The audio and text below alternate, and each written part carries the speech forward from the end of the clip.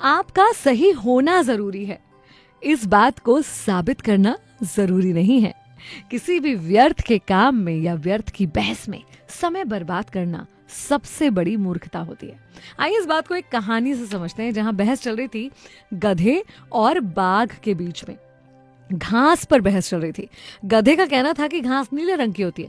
बाघ कहता, पागल लोग कैसी बातें कर रहे हो, घास हरे रंग की होती है, क्या तुम्हें दिखाई नहीं दे रही है? घास हरे रंग की होती है हमेशा। लेकिन गधा इस बात को मानने को तैयार नहीं था, लगातार बोले जाता कि घास नीली होती है। मैंने कहा ना घास नीली होती है।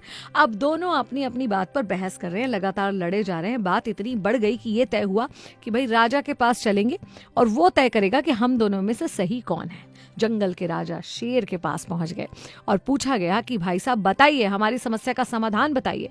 गधे ने बहुत ही प्रचंड स्वर में राजा से कहा कि राजा जी आप ही बताइए, घास नीली होती है ना? राजा ने कहा बिल्कुल नीली होती है घास। तो बोले देखिए, बहुत प्राउड फील करते हुए गधा बोला, देखिए ये बाघ भाई साहब ये कह रहे थे कि घास हरी होती है, सजा दीजिए इन्हें।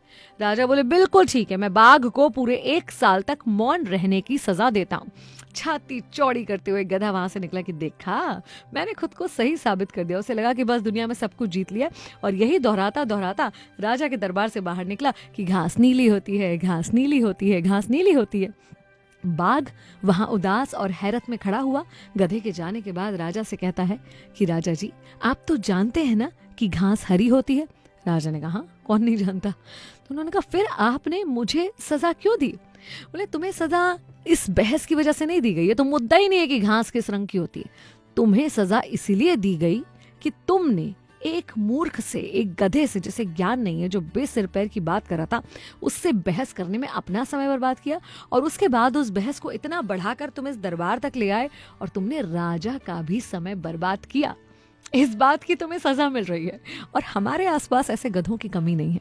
बहुत सारे लोग हैं जो अपनी बात को ही सही साबित करने में लगे रहते हैं, जो आपकी बात सुनना ही नहीं चाहते हैं, भले ही आपका तर्क कितना ही सही हो। आप कितने ही तर्क, कितने उदाहरण सुने, बात को समझाने की कोशिश करेंगे, लेकिन नहीं, उनका अहंकार, उनका क्रोध, आपके खिलाफ उनकी भावनाएं उन्हें उस बात को स्वीकार करने नहीं देती है। तो वहां उनकी जगह मूर्ख हम लगते हैं, क्योंकि उनसे बहस करके हम अपने समय की बर्बादी करते हैं।